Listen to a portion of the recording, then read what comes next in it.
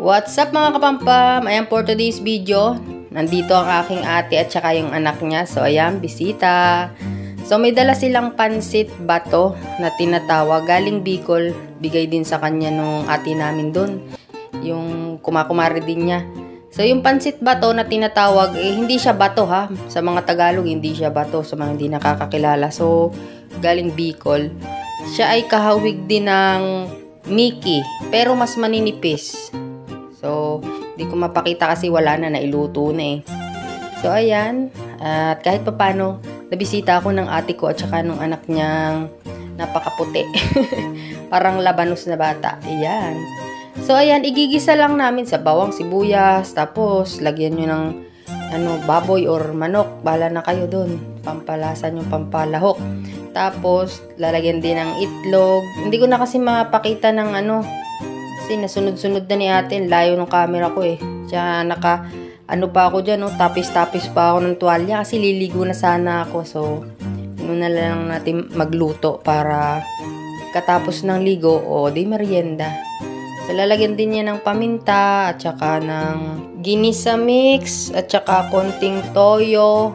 Tapos, may nilagay na malunggay dyan. May ilalagay kaming malunggay. So, ayan lang.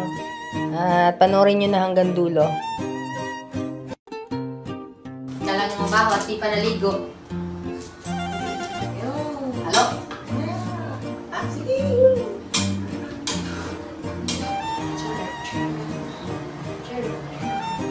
Mas pagkumulot Salasara natin. Lagyan mo pakito yan. Okay. Baka.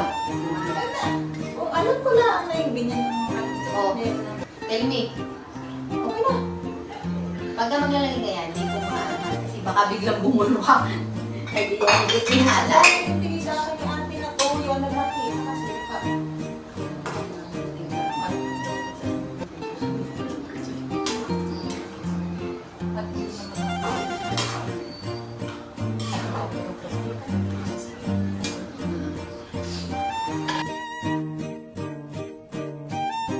Asan yung mag-ina? Ayan Hi vlog!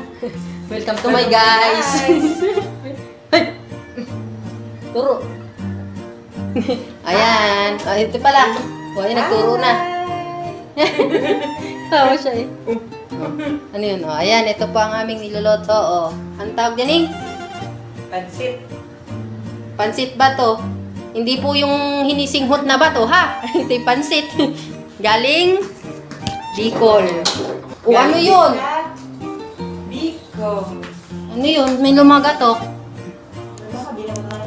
Ay, siya. Sabi niya, huy. Dito ako. Ayan. Mamaya na lang pakita ko sa inyo pagluto na. So, ito na po yung luto niya, mga kapampam. Ayan, May itlog din pala yan na isa. So, babatihin nyo na lang din dyan. So, ayan lang. Merienda na kayo. Nausok-usok pa, Thank you for watching.